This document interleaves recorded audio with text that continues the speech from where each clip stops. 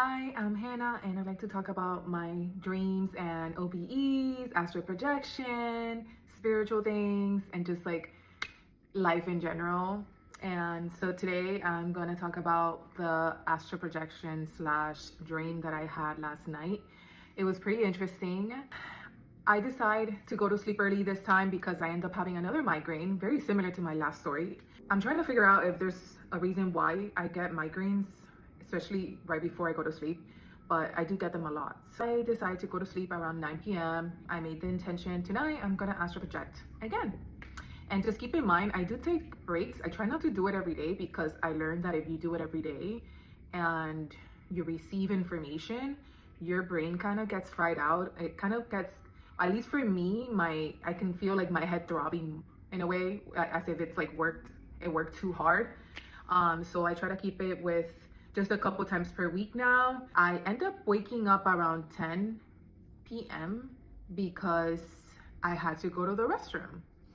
And I go back to bed, and then I remind myself again to make that intention again of going and astral projecting, but I can't forget this. Oh my gosh. So my intention was really like to astral project and honestly get some help, some assistance with releasing fear of seeing my spirit guides and also hearing them, because I know I've seen them in my dreams before, but or at least I've heard them and I've seen them, but they tend to always look a little different. And I've realized they like to shapeshift a lot. Shapeshifting just means when they like to change from a boy to a girl to a different type of human and pretend to be different humans and stuff like that. And I'm saying this because in this story, it ends up happening, and I realized that on later. So I go back to sleep at 10 p.m. and then I think a couple hours later, I felt something tap me on my stomach. I was laying on my back and I had my sheets over me, and then I just felt something going like this on top of my bed, like on my sheets. And I was like, oh shit. And that kind of just woke me up. And I felt like I had to go to the restroom. And when I looked at the time, it was 2 a.m. So I went to the restroom and I remembered, oh, I guess I'm gonna astral project tonight. I just, kind of remind myself that, right? So I say that again in my head. This time I just said it in my head, and I go to bed and make the intention again. And then I don't think even an hour happened. I think less than 30 minutes because it felt pretty quick.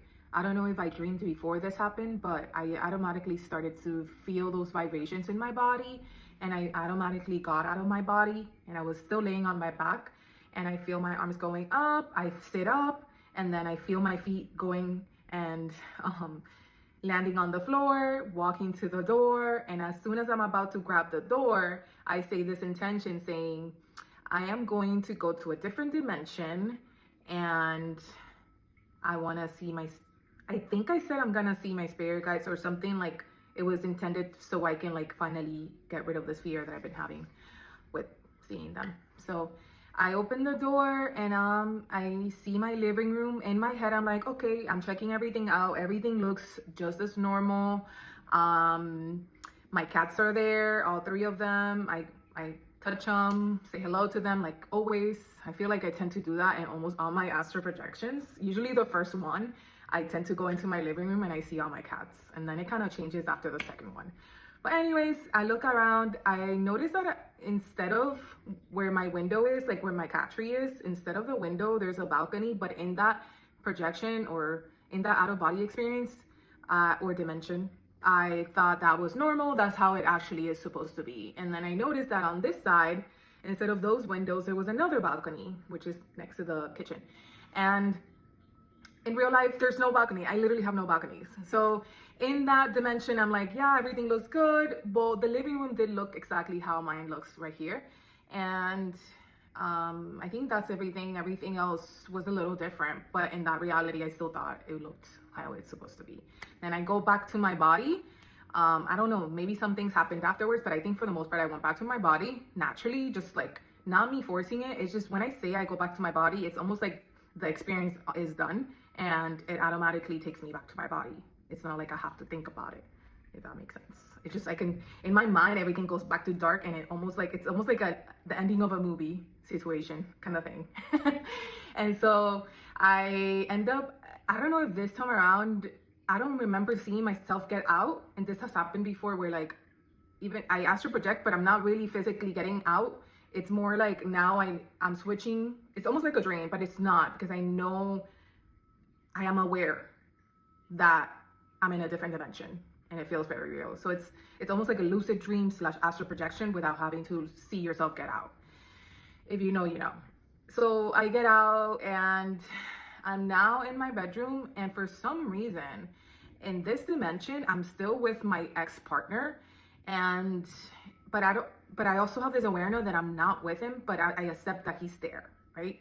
So it's like I almost have two consciousness in one, if that makes sense. I don't even know if that makes sense. But basically he's there, he's on his computer or something like that, and I'm talking to him about my last OBE experience, my last out-of-body experience.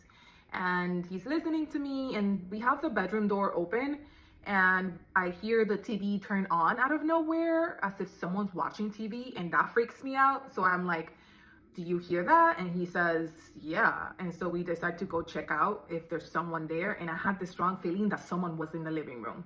And when I get out, I see this guy sitting and laying down on the sofa, and I freak out and I'm like, who are you? Why are you here? And my ex is here with me. He's not really doing much, but he tells the guy as well, like, what are you doing here? And the guy says, oopsie, my bad, I think I'm in the wrong house. I was meant to be in a different house. I don't know, I made a mistake or something like that. Like, he was making up excuses, and I'm like, I am not buying this. You gotta go. And then I thought, you know what? No, because he was standing up to leave. And I'm like, no, you're gonna get in trouble for this. We're calling the cops. And so I get my phone, my ex gets his phone, and we're trying to call the cops. And for some reason, we're putting in the wrong number. Instead of 911, we put 991 or something like that. It's almost like I knew that it was a different number in that dimension, but then I was also trying to use the same number in this dimension. It's so weird.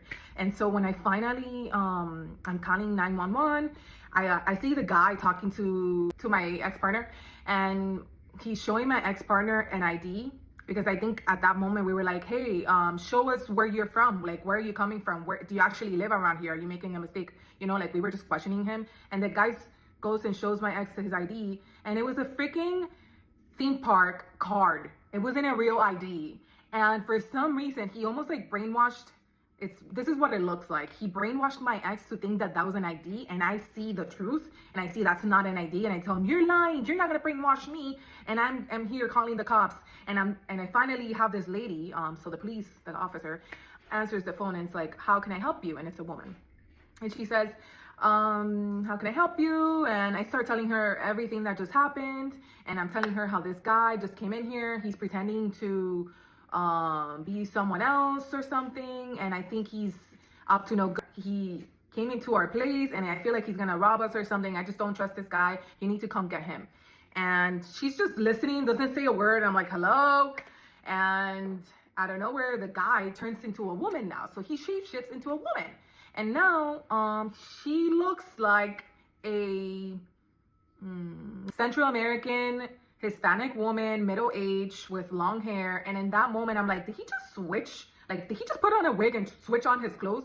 Because he did kind of look like the male version of her at first, and then he switched to the woman version, but older.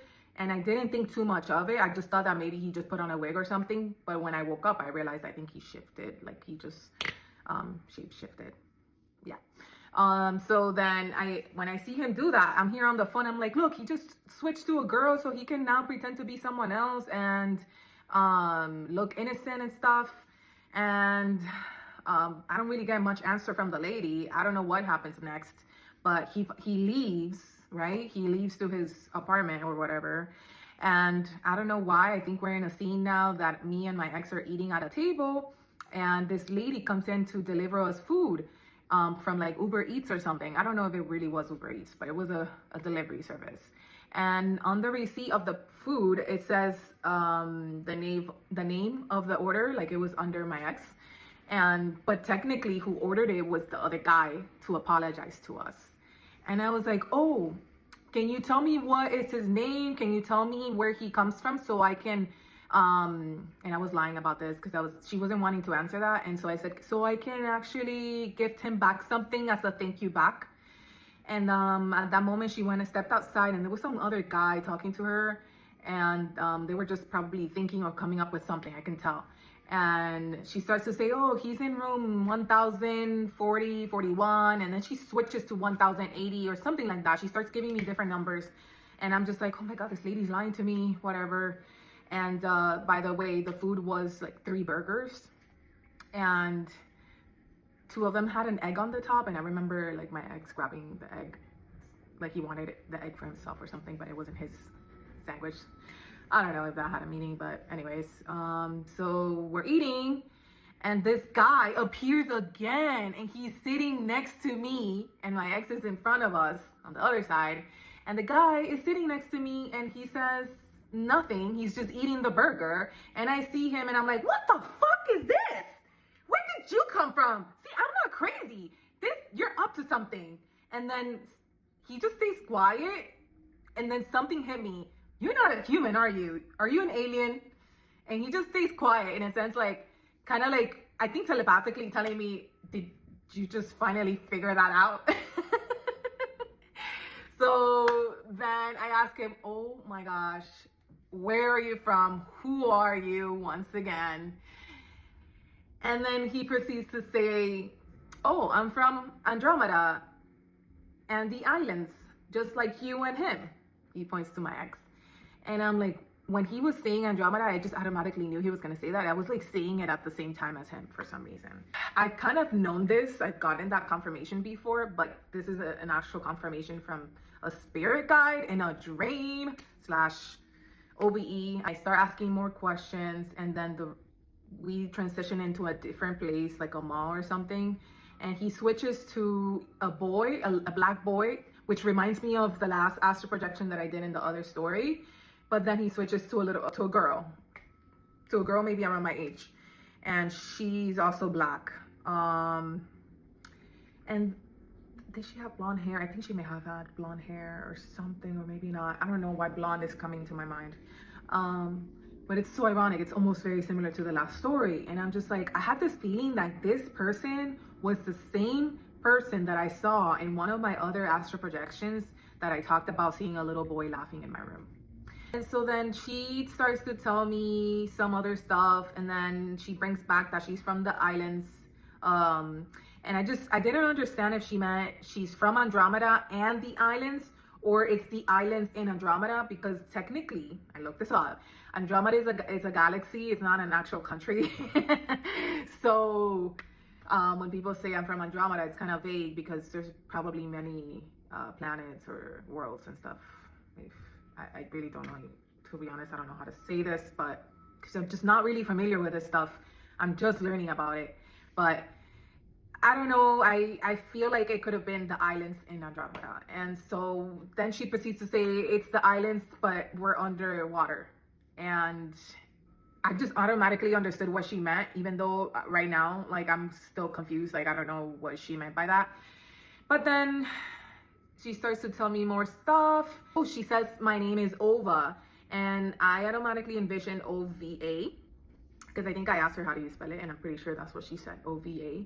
And I was like, okay, that makes sense. But then something was telling me, oh, you're making this up, because I've heard of this before. I remember seeing a story of a spirit guide coming up to a girl and telling her that her name is Ova. And honestly, I don't know where that came from. I don't know why I said that. I don't understand. Maybe I've been told this before in a different time, and I just couldn't remember. I thought I heard this before. So I go to these other people. They all look Russian. There's a group of people, men and women. And I asked them, hey, what is the most common name in your country? Because I automatically thought that they were going to say Ova. And they're like, they start telling me a bunch of different names that I haven't heard before. And they say that they're actually from Russia, and they're Irish and some other Asian and European countries. And then I was like, okay, never mind. And then the guide, the lady, tells me, oh no, they're not from where we're from. Don't worry about that. They're not gonna know what you're talking about. They're not from where we are from. And we keep walking, and then I start looking at my body, and I'm like, I look the same, right? I look at my legs. I'm like, do I still have the same legs? Do I still have the same scars on my legs? And then I do see, yeah, I did see like the same scars that I have on my legs, But then something tells me, look at my knee. And I look at my ankle. And on my ankle, I currently have a peony on my leg. In real life, I have that flower. But when I looked at my right ankle, I didn't see anything. But then for a split second, I did end up having a tattoo. And it was smaller and it was a burger. And I was like, what the hell? Who put this burger here? Did you do that? For some reason, I thought that they did that. I don't know. And she just laughed and we kept talking about other stuff. Okay, something else that happened was that we were with also a group of other girls and we all looked like different races and then kept switching races as well. Like I looked black, then I looked white, and then I looked Hispanic with different hair. I had curly hair at one point, then kinky, then straight, then wavy, and so did the other girls. Something like that. And then the girl, the main guide, she was doing my hair and she was really good. And then something hit me and I was like, hey, does this have something to do with the fact that I do hair in real life? Yeah, you get that from me.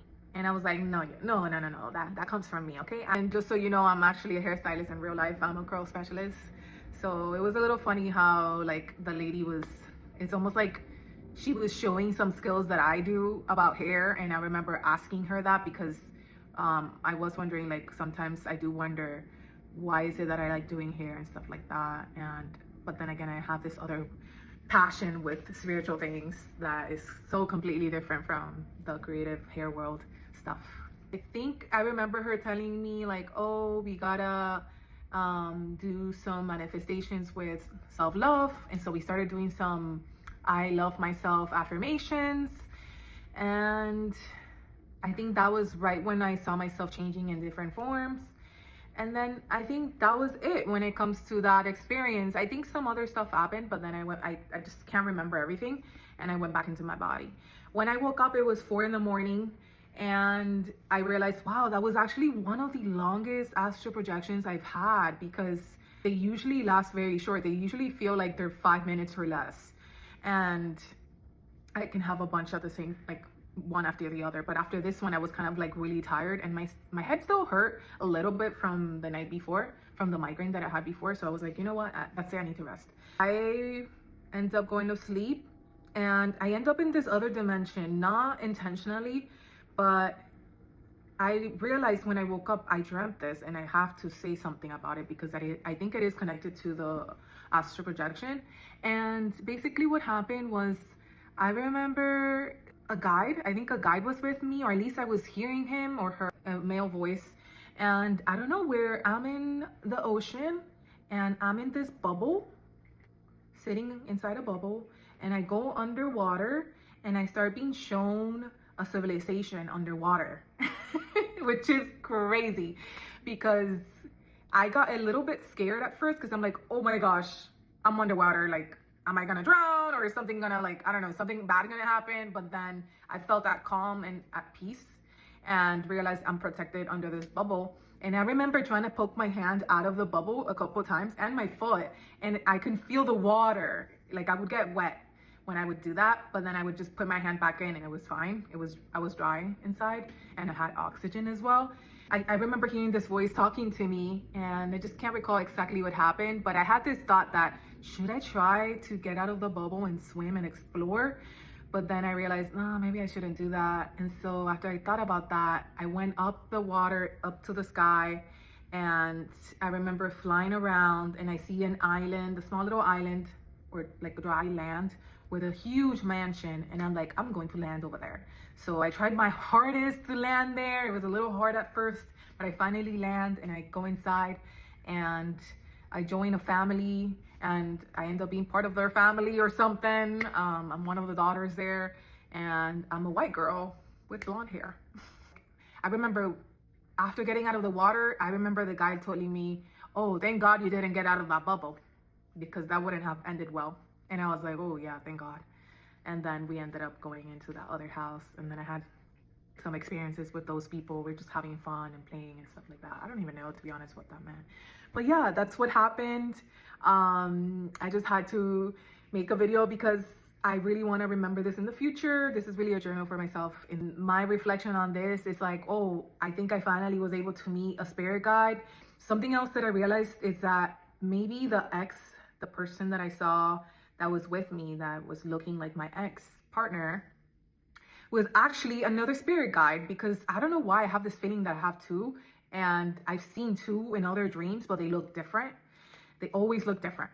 And I know I have more, but I just know that I have two main ones that are always with me. They're actually from where I was originally from.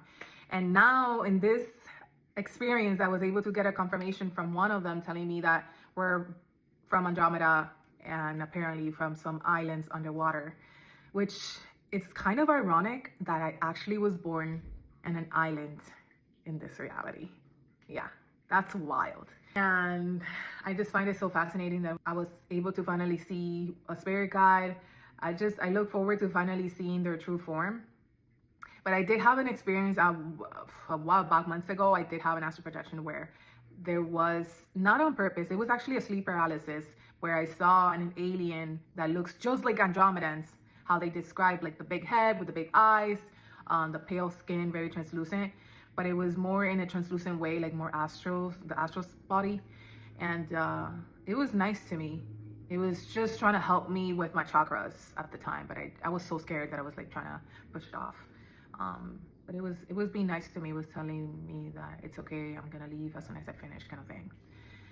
But anyways, thank you so much for listening to my story. I hope that was kind of helpful, and hopefully this helps me as well in the future to realize like what's going on and continue learning about myself. So yeah, thank you so much for watching. I will see you guys next time. Bye.